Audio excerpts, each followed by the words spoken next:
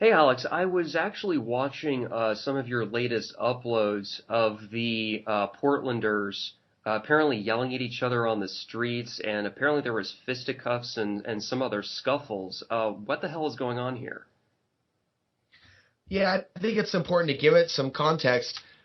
And when I upload a video, it doesn't necessarily mean that I endorse the behavior going on in Portland. I left Portland for a last time back in 2015. It was a city that I was born in. And I don't think it's fair for people to, when they see the behavior of these protesters, some of them, to judge all protesters or, heaven forbid, all Portlanders. If we were to go by mathematics, the amount of people that are actually showing up at these protests, a lot of them weren't born in Portland. A lot of them are new arrivals. So I think as we kind of talk about these protests, I also want to talk about what's actually going on with the backdrop of Portland.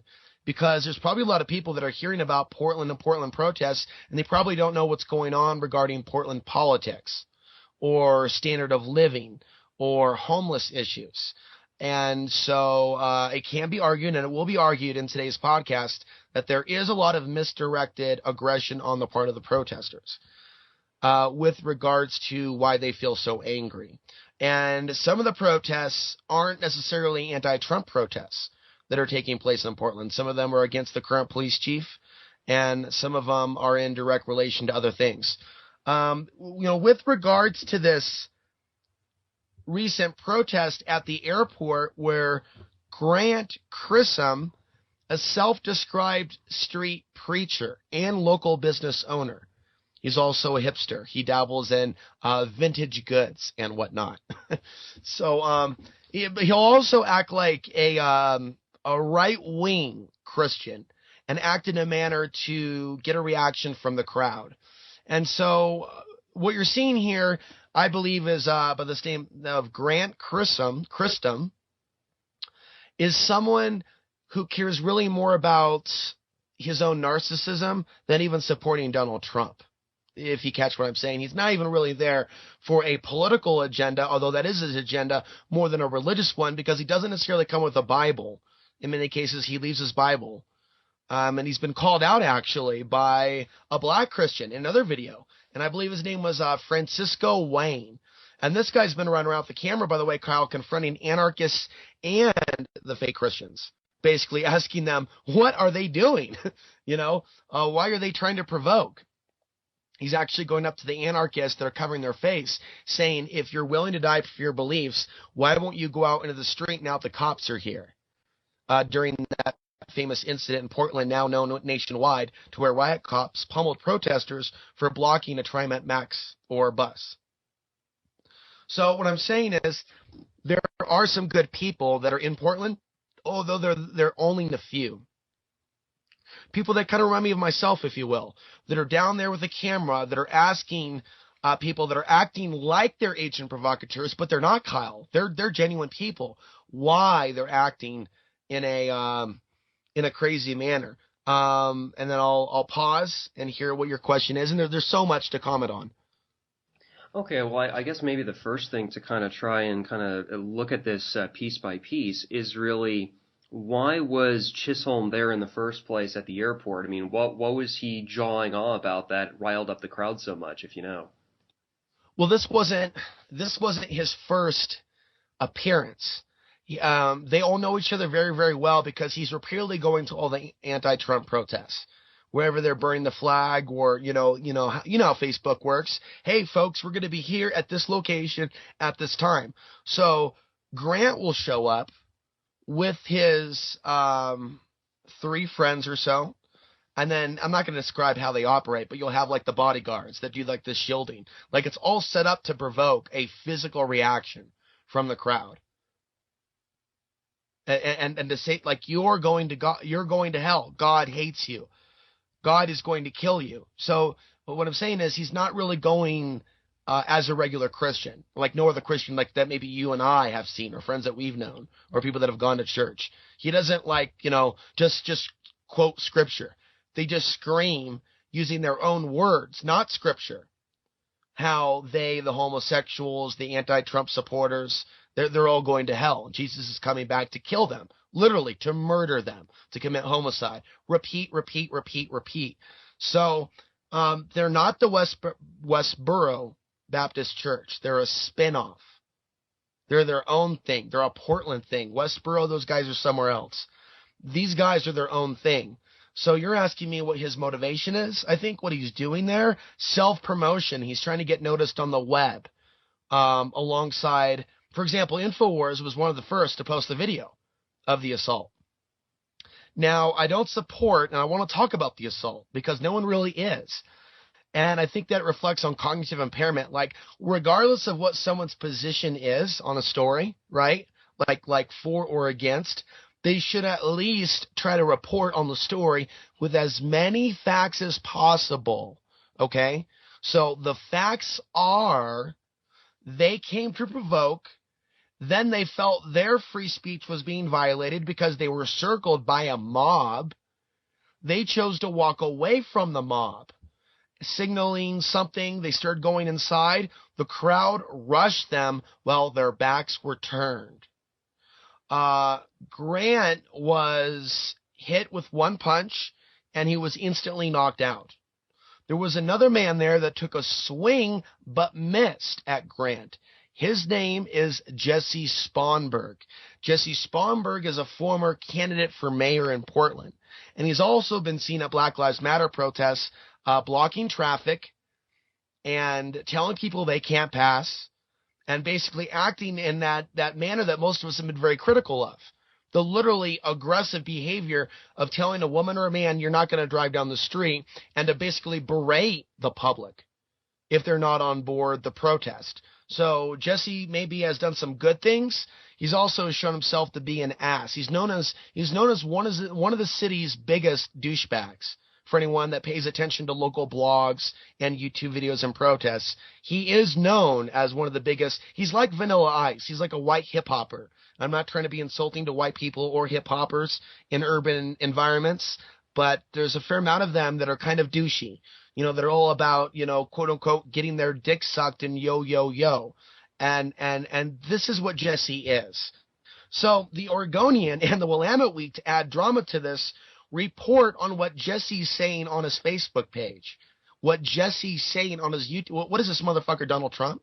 You know what I'm saying? Like why are other narcissists then given a platform to add disinformation to the story? So what is it that Jesse said that has my ire, and why?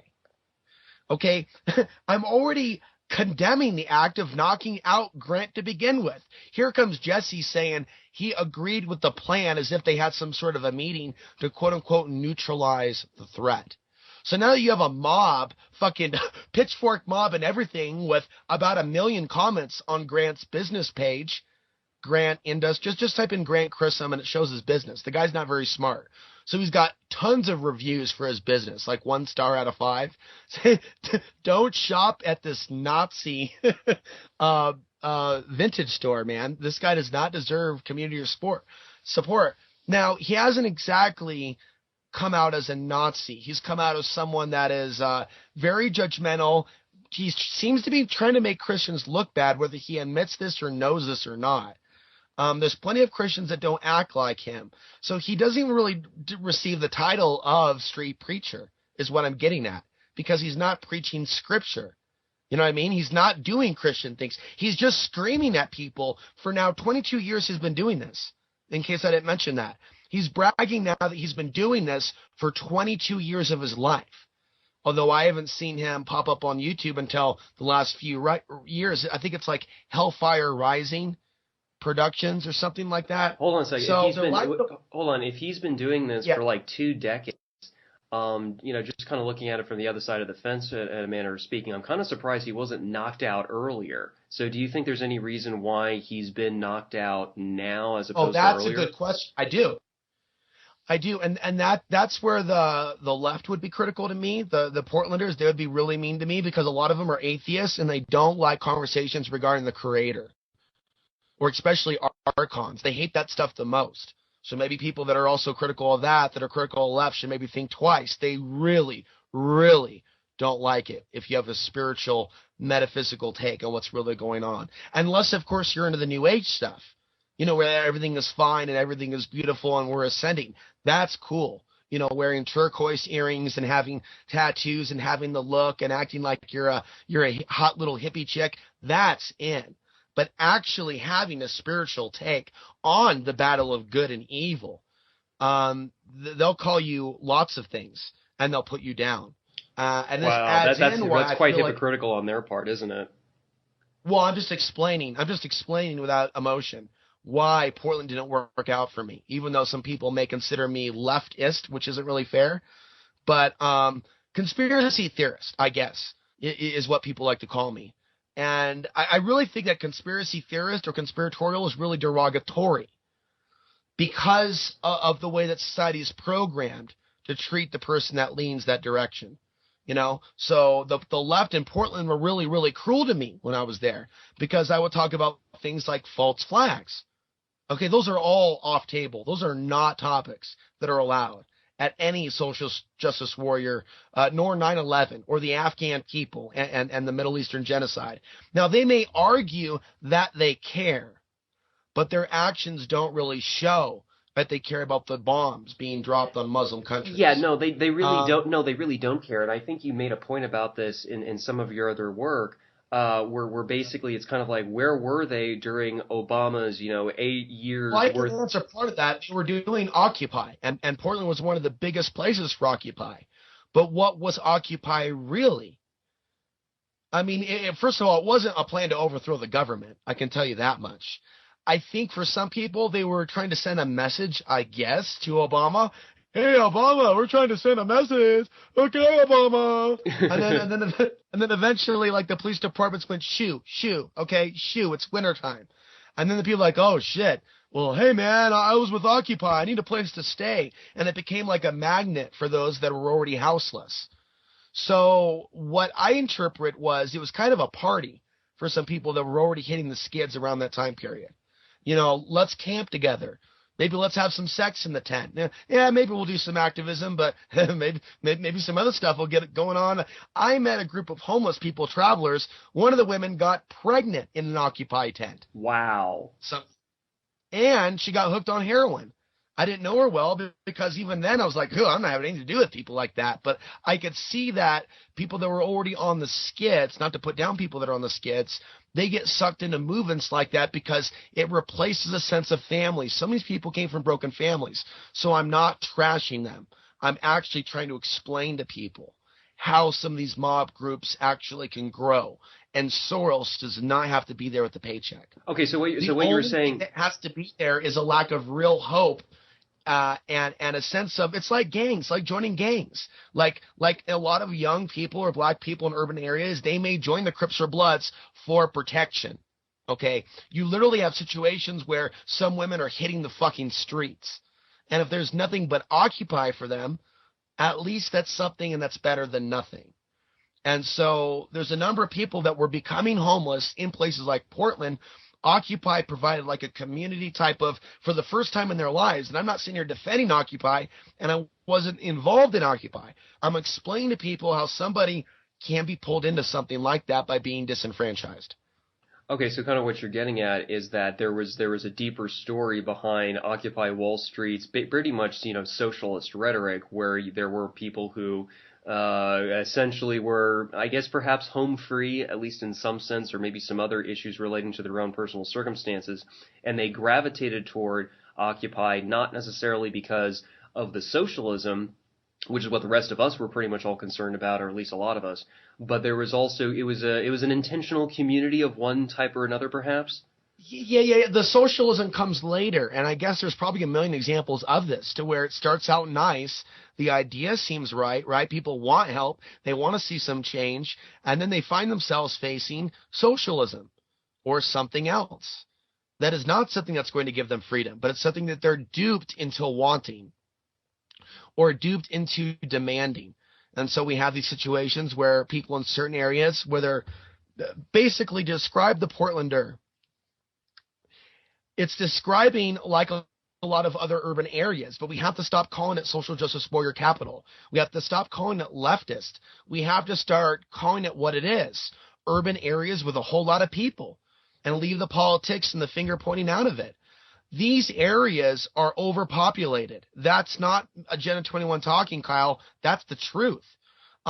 We shouldn't be living in places like Portland like millions of us. We should be a little bit more spread out. Call me crazy. But No, see what you actually, I have in think Portland. no, Right, actually, go ahead. well, regarding the urban thing, I think it was the CIA World Factbook that basically said that it was like 85% or more of the domestic American population lives in urban areas, which would mean that obviously, by contrast, like way less than 20%, more like 15 or less percent of the domestic American population lives in rural country areas where they at least have some semblance of self-sufficiency and independence. So do you think that's really a more accurate dichotomy, that it's not really based, that people's attitudes, at least in some sense, are not really based on political persuasions of the more mainstream variety, such as left versus right, but are really more, shall I say, country mouse versus city rat? Well, there's a lot of factors. So that is another way of putting it.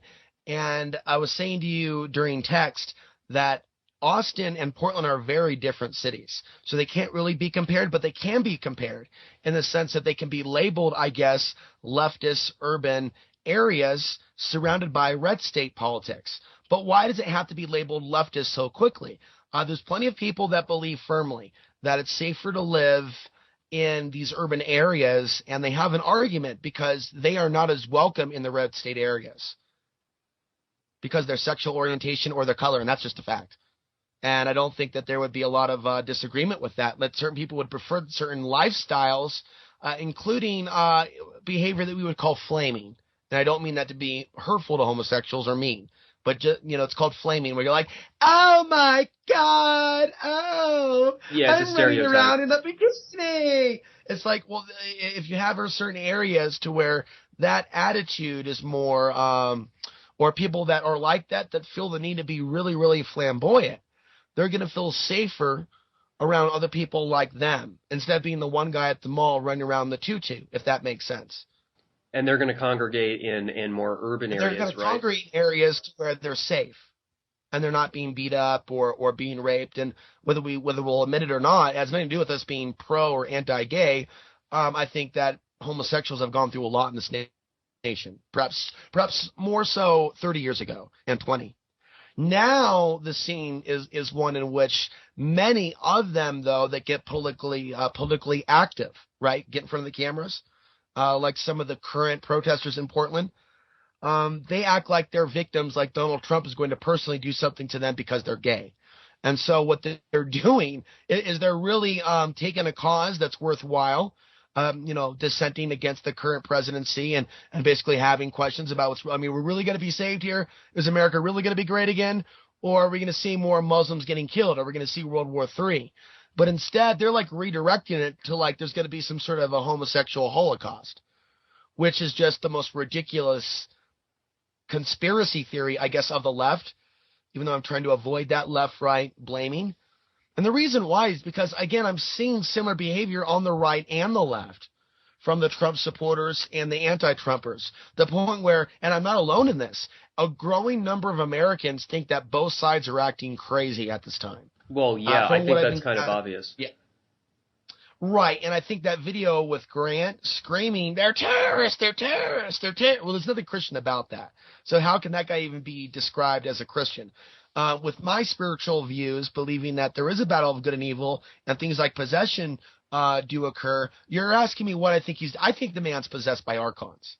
I think it's clear in his voice. I think it's even clear in his facial muscles.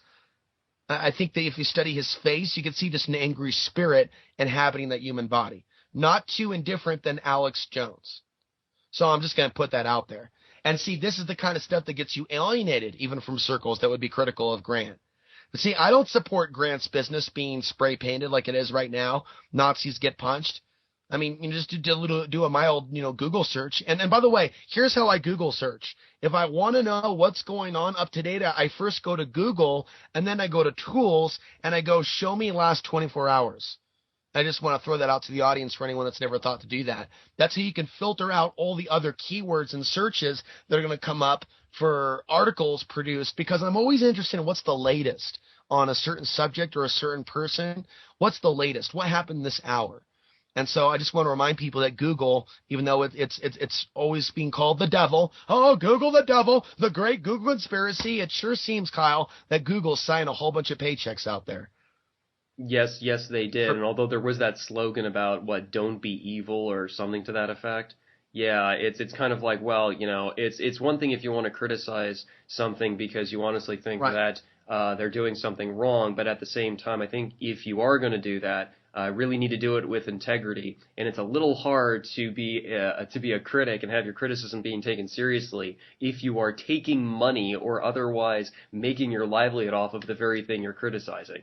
Just saying. And I will say, since I started saying against Trump and I got my own property, I guess you call contributions to my work have plummeted to nearly nothing to like say 5 to 20 a month. And I'm not going to complain about that. I'm just stating that that's never happened before. And so I am connecting that with my political stance. There seems to be an abnormally high amount of my viewership that's gone pro-Trump. In other words, people that listen to Alex Ansary. And people that are open to Alex Ansary's take on archons and off-grid living. A good chunk, Kyle, of my listener base is humping the Trump. And so this has resulted in contributions to my work plummeting to nothing. And I just want to say that for those that want to contribute but aren't humping the Trump, that now it's all on you guys. Because a whole bunch of people jumped ship. But the good news, Kyle, is that there's a whole bunch of new listeners and new viewers. So I think I probably lost about 500 subscribers or 1,000 from just going on the anti-Trump bandwagon. And now there's this whole new group of people that are coming in. But they genuinely seem to be independent in nature. I don't see anyone going pro-Clinton or pro-Sanders. They're not saying pro anybody. They just don't buy what Trump is doing. Also saying nobody mentions Ron Paul anymore. And so whatever Ron Paul at least built up is no more. Has already long been redirected.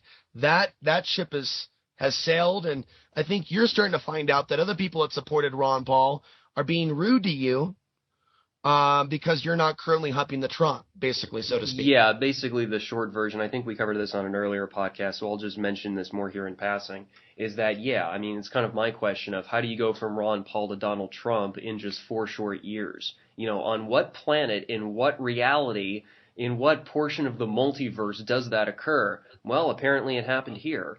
So that's pretty much what it's kind of at. So people like I've known for years, people that I've known since 2011, even before Ron Paul's second roundabout as on the GOP ticket for the presidency and so forth, the people that supported him and all that, then basically have gone away from any sort of real free market position of any kind to basically supporting mercantilism, protectionism, and yes, even the fascism that His Majesty the Shiny Rug is basically promoting and always did throughout the primaries and the election cycle in general by saying that we need to raise tariffs and all that. And even in private conversations, Alex, when I've explained them to, I guess they're now my former colleagues, which is kind of sad to say, one of them has actually been calling me recently, and I've not been returning his calls, and he shall be unnamed to protect the guilty, of course.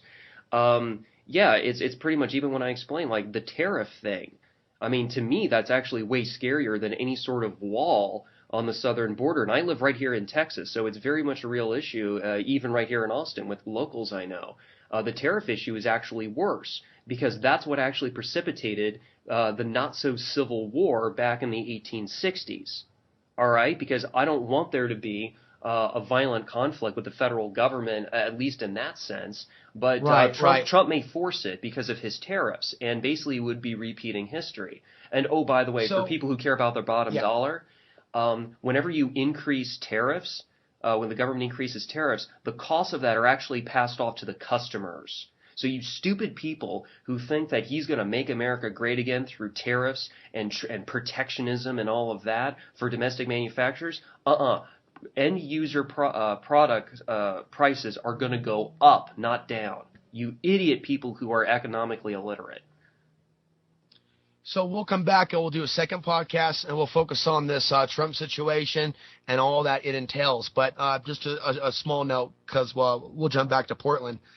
This whole potential for like a border war scenario that I keep hypothesizing on, in which Alex Jones may send his listeners to battle over a public lands dispute, seems to possibly connect with the current events, with the current president saying he's not going to go to D.C., arguments over the wall, other things, and we'll just continue to discuss this. But as we bring our attention back to Portland, here's what non-Portlanders don't get. They've demonized those people because of their politics and their tactics, and they forget that Portland is a different kind of a place. Now, I could talk about that socially, but let's talk about what if we're attacked by North Korea? What if we're attacked by China?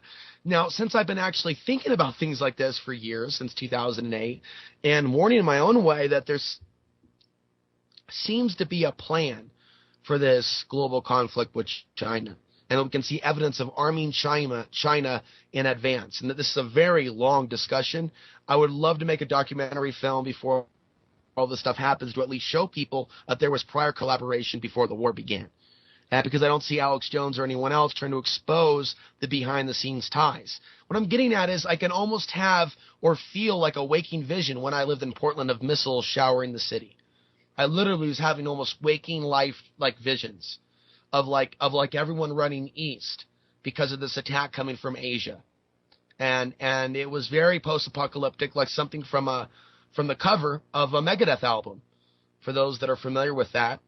Or can bring it up on the internet, a piece sells, but who's buying? It's like, I was looking at that. It's like, wow, Portland seems to be set up. Now, if you look at what's going on right now, Trump is going to pull back from infrastructure investments. He's going to pull federal funds to punish Portland because of their stance to be a refugee sanctuary city.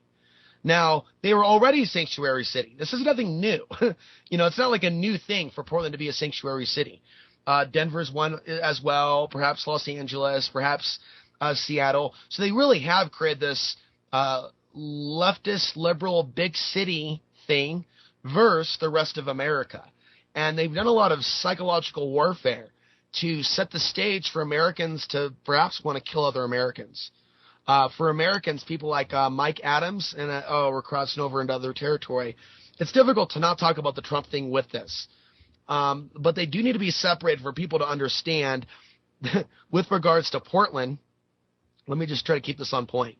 If we were at World War III, places like Portland would be more affected by a Chinese onslaught, by the invasion of Chinese troops, the capture of U.S. citizens for sex slavery or other purposes.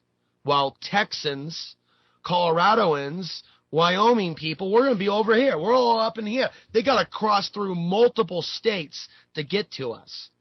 And so people are real quick to call the Portlanders animals that are worthy of being nuked. Because I think it's important that we talk about the rhetoric in the upcoming podcast and what people are saying about the Portlanders and the leftists. They're saying everything short of they should be raped. They are saying they're worthy of being murdered. They are saying that they're worthy of being deported. Grant Crisholm was there to placate to the audience in America, the people that think like that. And that's why I'm saying with what I believe to be my rational logic, to anyone else that may believe in God or spirit or the idea of good and evil working amongst us, that Grant seems to be like a channel for that angry part of America that wants to see the independent thinker punished and literally burned with the missiles of hellfire. And I think that we are seeing some of this, what I'll call satanic behavior from so-called Christians that are seething, wanting to see people burned and wanting to see people hurt and things of that nature. On the other hand, we look at Portlanders. We look at Portlanders, and they're saying that this guy is a Nazi on his business page, but they're not articulating at all what it is about him that's a Nazi. And furthermore, I believe that what we're seeing now with this anti-Middle Eastern human rhetoric, which is bigger than what you can call anti-Muslim. When you see Alex Jones asking someone who clearly is of Arabic descent in the streets of D.C. if he's with jihad, a video I just uploaded. You with jihad? Let me help you out. With the Islamic Jihad, that is race baiting. That's basically saying because he looks Arabic and he's got a beard, he must be with Islamic Jihad. And Alex Jones isn't doing that by accident. He's doing that because for whatever reason, whether someone calls it forced to or paid off, that's another podcast. He's doing it to set an example for his audience, who his audience acts the same way in the fucking streets. And that's what's sick. He's not a fool. He's a master manipulator and misleader, is what Alex Jones is doing. So you see, Grant Chisholm on the street more than likely listens to Alex Jones. I'm just going to pause right there.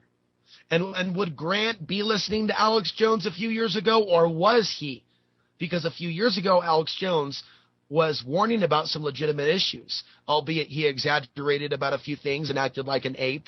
And instead of really expose Obama killing Muslims, he in a way partook in the Obama is a Muslim conspiracy theory. And so in the last few years, he's grossly deflected. And I really want to bring this down to Portland, but it's really hard to. Basically, Portland is really responsive to national issues. And so when they want to get the people like divided, right, like CNN, MSNBC, Fox News, you'll see it play out in places like Portland because you have real poverty issues. You really do have issues regarding race, class, space. And the reason I say space is because Portland is a very dense city. So there is natural competition energy for jobs, for partners, sex partners, true, for apartments. So jobs, apartments, and partners. And so I guess you could say, boy, there's a million directions we can go. From a big picture perspective, really, there are already tensions that are natural, a part of our current reality, which isn't very healthy, the current world that we're living in these dense spaces. And the politics of today and the Donald Trumps of today's day and age and Alex Jones, they're playing on those fears and tensions that are organic within us. And instead of human beings choosing to become more spiritually evolved and loving and compassionate, and then healing the battle within themselves before even blaming anyone else, the right or the left, but dealing with their own trouble and their own unrest within their own hearts as ground zero, and then dealing with having opinions about the rest of the world or politics.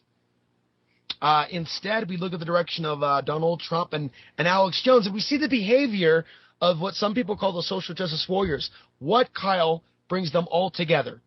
Donald Trump, Alex Jones, and the controlled left. They're blaming everybody else. Everybody, you're either with us or you're with the terrorists, is basically what Alex Jones and his fanboys are saying now.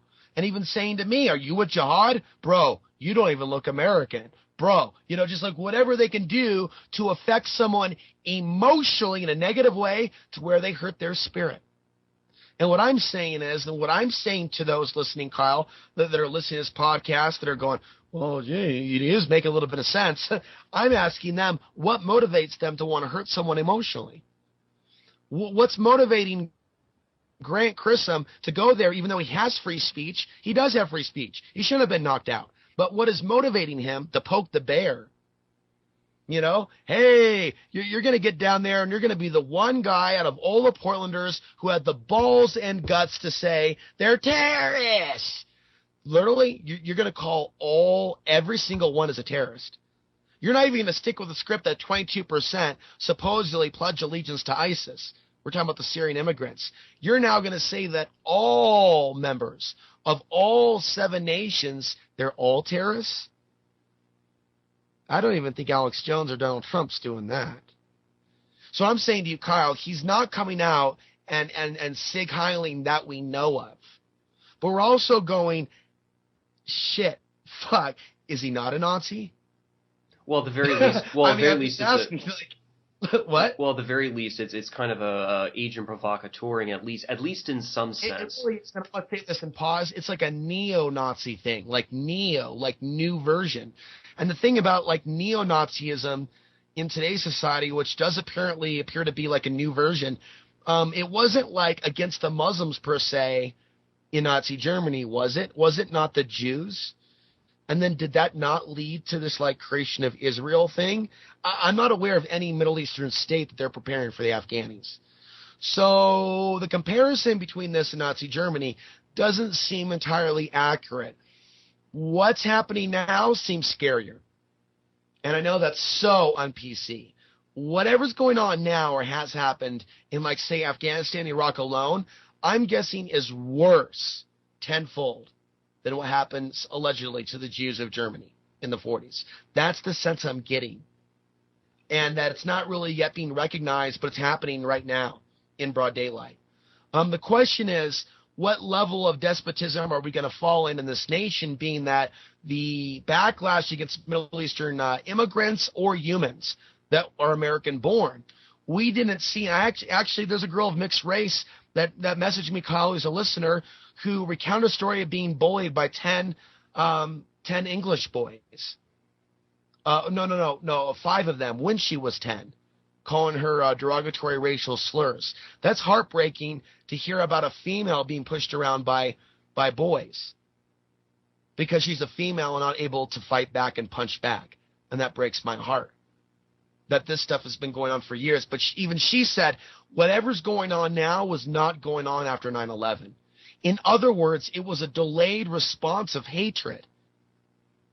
To where I, as a half Afghani, half German, nobody called me white genocide between 9/11 and all the way up until this only happened the last few years, Kyle. This white genocide thing. And they're saying that this is not Nazism. They're saying that all white genocide stuff is coming from the Zionists. So basically, a Zionist made me, Kyle, in their words and thinking. A Zionist literally made Alex Ansary or directed my parents to have sex. A Zionist. A Jew. And this level of propaganda seems to exceed Nazi Germany, is what I'm arguing before you now and the jury. In other words, we may be looking at something far worse than what happened during Nazi Germany. To where people like me are wondering if we're going to see 50. Literally, and I'm no longer afraid, but we literally are wondering if we're going to see 50. That's my number one thing, whether how much I'm right about some of my theories and if I'm going to see 50. And there's an aspect of our society now that is going into a programming mode where we have no feelings. You know, somehow steering this back to Portland, which is really my goal, as well as share my views on the political situation. I guess what I'm trying to say is, well, a lot of things. As a genuine independent thinker, someone like Grant Chisholm of the Trump side doesn't understand the words that are coming out of my mouth. At the same time, the controlled left, few of them would be empathetic to this as well. So what you're really seeing in Portland, Oregon is this controlled chaos. I never watched the Batman movies. I guess I remember Alex Jones or InfoWars making reference, though, to the Batman movies. And it was during the height of Occupy Wall Street, which wasn't really Occupy Wall Street. It was also Occupy Austin, Occupy Portland, Occupy Enter Your Town Here. And there was some sort of reference. Kyle, do you remember? Was there a reference to the Batman movies and the Joker? I do remember. Like playing up a civil unrest role, like the Joker kind of, okay, it's time for some controlled chaos. And basically things in the Batman movies looking akin to Occupy. Yeah, and basically he was like the scene with Harvey Dent in the hospital where he gave him the revolver and said, tell us what happened.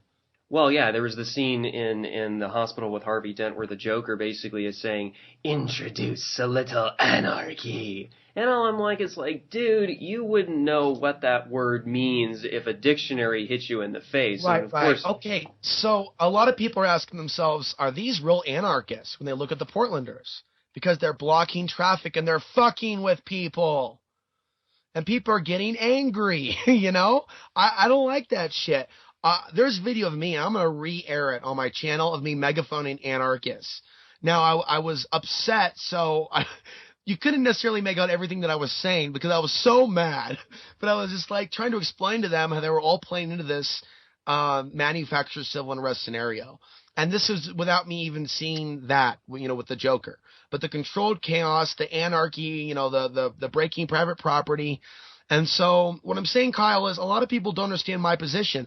I'm really commentating on the controlled chaos, but I'm not a part of it. It's like that quote, like being of the world and not of the world. I don't necessarily have a side, but just because I'm not in support of Donald Trump doesn't mean that I'm in support of the protests or Hillary Clinton. And so as we're getting into these other podcasts in our Liberty Intelligence Files, we're seeing widespread cognitive impairment. And with Portland, you have homeless issues because you have a bunch of people that move there from major cities like L.A. and New York City and other small towns. I've met plenty of people from the Midwest that found themselves bored with the cotton fields, and they heard about a place like Portland, Oregon, where it could be as simple, Kyle, as they move there because they like rock music, or people moving somewhere because they like rock shows, or they like tattoos, okay, or they like the idea of creativity. Like, it doesn't necessarily make somebody a bad person if they move to Portland, Oregon, only if we then take on an attitude that they're bad for liking those aspects of our culture and civilization. So when you see a mass of people, say in Portland, people are wondering, Mike Adams is calling for them to be deported to foreign countries and prison camps. They're calling for their murder. Other people are calling for those cities to be attacked by nuclear weapons. And what I'm saying is people get so critical of Portlanders, and even though I don't agree with them blocking traffic, they are a product of America. That's what I'm trying to say. What I'm trying to say is you're not just looking at like this corner. You're looking at America. You're looking at people that aren't necessarily leftists. Those are fucking human beings. They're acting like they're products of their environment. It's also called urban blight. It's called dense population living. It's called a bunch of people from a bunch of different places in America, more so than the world, but America. Tennessee, Virginia, New York, California, you name it, man. Portland is the New York of the West Coast. It's just not as big. And I Portland think used to have a really right. And I think you're onto something there, Alex. I mean, spoiled and urbanites. So you're seeing civil unrest because now you can clearly see have and have not realities because there's only so much space for those millions of people to live, basically. So they're going through the unrest within because they're fucking broke as shit. I'm saying these people are not aware of what's happening in Portland. They're calling them, what are they calling them? People without jobs that are just, they don't, oh man, they just don't understand. I'm not apologizing for the protesters. I'm saying Portland unravels the psyche by osmosis, just by living there in some ways. Right, and as proof of that, I think you mentioned the when you argued against the black bloc, and just for people just to kind of at least hear this, this was even as far back as April 9th of 2010 when you went up against some of the people doing the black bloc thing. So let's listen to that.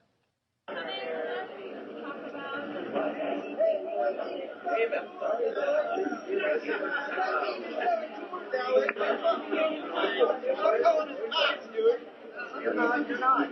Right there. You're fucking telling everybody that. Anyone wants to come mark Everett? You care so much about fighting the police. Since you care so much. Maybe come here. Don't get in the middle of that. We are doing that. I'm doing that. People are telling me snitch check. You have anything to fear? You got nothing to hide. I'm not wearing a mask. It's a bullshit. I'm not wearing a mask. It's a bullshit. I'm not wearing a mask. But you're still a fucking cop. You guys still want the attitude. You're still a fucking cop. I'm still a fucking cop, he says. You guys are being led into a trap. You guys are being led into a trap. You guys are lucky that this is how to ride.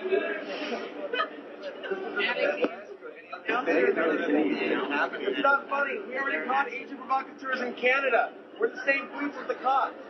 In England, we've got cops infiltrating protests. It's public knowledge. There's no debate with this.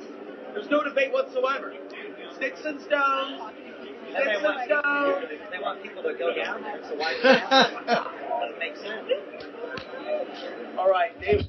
So that's kind of interesting. I gotta re-upload that. Yeah. Well, that's kind of interesting too. So even as far back as at least 2010, you've kind of experienced the Portland so-called black bloc people, and let me just add one thing onto that before getting back to you. Sure. There was I want to comment further theories on that. Yeah. Sure. Okay. Just one thing and all that. I've been even within the past 24 hours, I've been kind of talking with the other libertarians of one flavor or another, and generally speaking, of the people I keep in contact with, nobody likes the syndicalists because the syndicalists have their own tradition of various things, and one of them is using the black bloc tactic where they're like, busting in store windows and all that, because they don't believe in private property, whereas there are those of us who do believe in private property. We just believe in having private property without the state, because that's how much we really value the free market because we understand economics and things. Mm-hmm. So it's kind of interesting to notice that Right. that the people who don't believe in private property, but who hypothetically claim to want to abolish government, which I don't think they're necessarily sincere about, because remember, they also a lot of times make arguments in favor of the welfare state.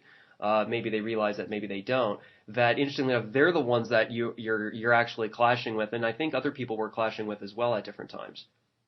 Well, there's so many points to make. Using Mike Smith, former friend, as a reference, self-proclaimed anarchist, but really someone that you can also see turning to the federal government in certain situations, or being in favor of federal government Justice Department lawsuits against the city of Portland for shooting of unarmed black men via Black Lives Matter, and this whole movement to get the feds to investigate local police departments, what I'm sure you're aware of.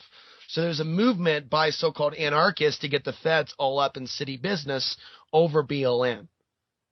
Now, that's not really in line with being anti-state.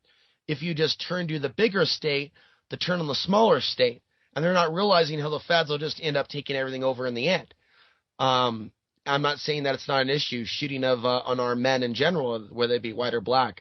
I would also like to pose a question just in general out to the air, whether or not these protests have diminished the statistics of unarmed men of all color in the back. And I am open to the idea that maybe things are a little calmer because there's so much fear on the part of police right now because of lawsuits. And I believe there's also been stories, though, because they have been so afraid to shoot in some cases, they have been hurt. And again, I'm not making a speech in favor of the police. What I'm saying is we're just pretty much living in crazy times. I guess I'll get your take on that, Kyle. But there's another take I want to continue discussing that day. But do you think there's been more or less shootings of unarmed men since the protest started? Well, this is kind of rather interesting, right? Because the so-called because I think that's the goal. Even if the people are called terrorists, I don't think they give a fuck at this point. Their main goal is to reduce people getting shot by cops, bar none, no matter who calls them what at this point. And I guess the question is, has the tactic worked? Well, if anything, I would kind of suggest that the so-called professionally trained government police, who, by the way, on record are actually worse shots than concealed carry owners, are actually, there's been more democide. In fact, I think the police have been rather emboldened in various areas, depending which ones we're talking about, to actually commit democide more than they already have. So if anything, so-called Black Lives Matter, which actually on record is provably racist, they believe in so-called black supremacy and such, for anybody who actually bothered to look at both their actions and their rhetoric combined, that basically the police just don't care anymore. And remember, too, the lawyers, whether they be prosecutors or judges or both, actually are really trying to pull out all the stops in terms of like qualified immunity for the police and all that. So even when the police commit murder, even on videotape of anybody, whether they're armed, not armed, this color skin, that color skin, this genitalia, that genitalia, it doesn't really matter. When you have a policeman murder American citizens, the legal establishment, the lawyers who are licensed to practice law and such, all come together to try and unify and exterminate. I mean, I know people are familiar with. I think this type of a question also is specific to where we live and whether or not we can answer that question. So for you, you're answering for Austin. For me, I can comment on Portland. And honestly, I would say that I think Austin looks like it's gotten worse from some videos. So I guess I might be in agreement with you. Shootings aside, police violence, it seems like they have an ongoing issue with their cops having some serious attitude problems. With Portland, from watching a lot of videos regarding that, from Robert West and Mike Smith and others, on one hand, they appear to be showing more restraint than they've ever shown in the history of the Portland police in the last few years, since these protests started up, but because they've been sued by the federal government. I mean, there are specifics behind this, so I don't know how many millions Portland had to pay, but there were some large lawsuits that did take place regarding the federal government and Portland. So because of that specifically, there has been huge overhauls in how the Portland police respond to the public. And so there's been extra emphasis on playing nice, being less aggressive with cop watchers, making sure that all police know that cop watchers are not to be fucked with. Whereas in Austin, there's evidence that they still fuck with their cop watchers. Just to pause and throw that back in your corner. Yeah, I think that's definitely one way of putting it, and I'm trying to pull it up, something else here. And so I'll just also continue, but on the other hand, we're starting to see an increase in show of force from the Portland police despite the protests. Because there's been kind of from the business community and others, hey, we have a new administration, new mayor, his name is Ted Wheeler. I believe that the man may be more corrupt than the last mayor, but he is working harder to appear to be like an Obama type for the people, change we can believe in. So, Ted Wheeler is out there and he's talking with the people, but he really comes across as a man who's putting on a show. And I came across an article indicating that he took money from the Chinese or from a Chinese banking firm. And I should read that in a separate YouTube video, or maybe you can find that. But Chinese firm, Ted Wheeler, Portland mayor, current mayor. And this came out before he was the mayor. I believe this came out when he was just running, or with Multnomah County. So there does appear to be some Chinese corruption that seems to be creeping upon the Pacific Northwest. And it appears that the current mayor of Portland is on the receiving end of money from the Chinese Communist Party. This could raise many eyebrows and concerns for many, many people. And maybe there's a reason why he's rubbing elbows with the people right now, and he's going out and he's talking to the protesters. And by the way, the mayor was actually at the protest against Donald Trump in support of the refugees. And so he's going out of his way to be a people's champion right out of the get-go. Meanwhile, he has a new vicious chief of police that he refuses to fire. And there are a lot of people calling for him to fire the previous police chief because of the tear gas. But again, we have a political argument whether or not the police were justified in using tear gas. It seems that some protesters in Portland believe that they have the right to take over the street. And I think that it's like a dog chasing its tail. This is not what the rest of the country believes. the most of the country doesn't believe that a mob can just take over a street and hold fucking people hostage, saying you can act good, and Portlanders are fucking doing that. Well, then they're acting. Hold on. So then they're acting just. Hold on a sec. Then that means that they're acting just like the cops. And I think you've mentioned this in previous videos and podcasts of yours. But yeah, Robert West threatened a woman saying he'd smash her window if she kept driving. Just to throw that out there, the cop watcher I've mentioned, Robert West, the big fat guy, he threatened a woman saying that if she kept driving, he'd smash her windshield. Well, then at that point, self-defense comes into play, and the driver should just mow them over or whatever. And I don't say that lightly. I agree. Yeah. So look, ladies and gentlemen. Whenever you have people infringing on your right to travel, on your freedom of movement, that is an incredibly serious violation of one's liberty. That self-defense goes on the table. That's what. Look, the police already do it badly. One of the protest organizers, resistance leader, as the media is calling him, he has been busted for having sex with a 17-year-old. Apparently, he's been watched by the cops for 2 years. So some of these guys get really cocky, and they go out and they do risky things, not realizing that the cops been watching them all this time. And that's unfortunate, because the other stereotype about Portland is pedophiles. Well, especially for anyone who's been an activist there, who's really anti-pedophilia. I found that there's a fair amount of people in the homosexual community, Kyle, that are actually okay with it. Oh, wow. And that's a little troubling. I'm talking about men with younger men. That's their business. I mean, that's what they believe.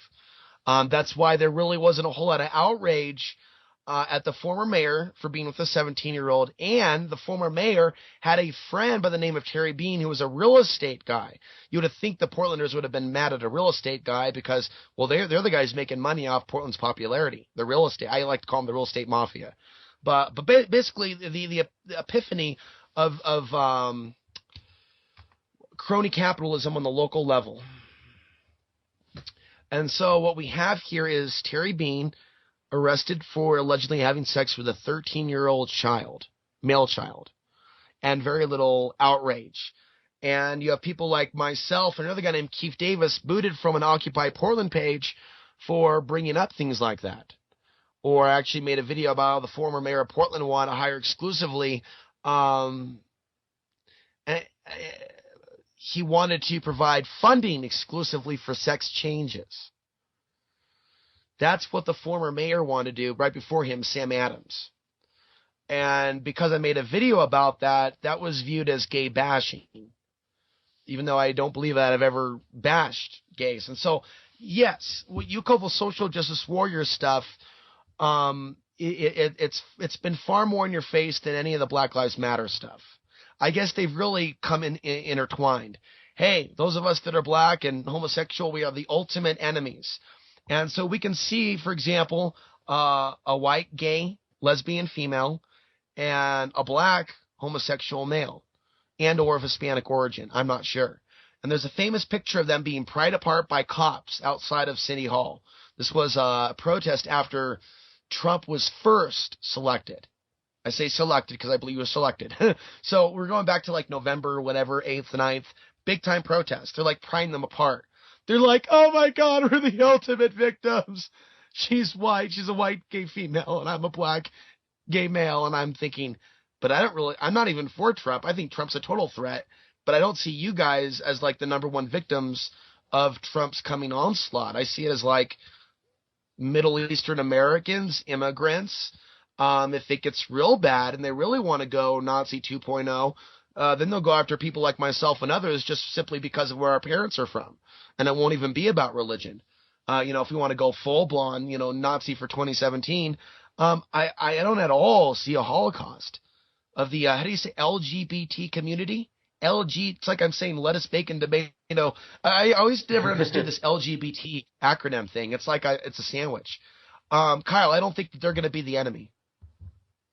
Probably not, but then again, there's always they could play it up though. There's always the issue of controlled. Isn't Donald Trump running around like waving the flag though, or is he fucking with them? Well, there's always the issue of controlled opposition, right? So, and that's kind of distinct from your useful idiots or those who are otherwise afflicted with cognitive impairment, right? Because there's kind of this weird mishmash of people who have ulterior motives, who have the difference between the exoteric and the esoteric versus people who are sincere and genuine but are just very naive and foolish. And I've come across both types. Getting back to these protest leaders, you have people that have skeletons in their closet, basically, is what I'm getting at on the dovetails of what you just said. And then we go back to this other guy. I don't have his name here, but he was arrested for, I believe, having sex with a minor. And he played a prominent role in that January 25th event at 5th and Yamhill, where the protesters stopped the bus from traveling down the street. And I also want to talk about that event, if I may, and you can maybe bring up the audio. You can bring up my video, Wild Footage, riot cops respond and kick the protesters off the street. Or I think I have like 7,000 views. Hey, listen, I'm against them blocking the street, Kyle, but a lot of the comments I haven't let them all through. I haven't let the comments through where people are calling for their deaths and deportation. But, if someone like stops traffic, I don't think that's quite the same as terrorism. But if someone, I would argue that person's in the right to keep driving through them. That crowd does not have the right to stop them, that someone can drive through. But being stopped by them isn't the same as being worthy of being, like they should be killed or raped or deported to foreign, like maybe charged, maybe go through like the court of law, maybe not descend back to the jungle. Maybe police officers should do their job in that case and write citations. I believe that is some sort of a moving violation. At the very least, it's jaywalking. You know what? Kyle, I am gonna make that argument. It's like we're being prepped to want the riot cops. And a couple other people noticed that because the people were cheering the riot cops on.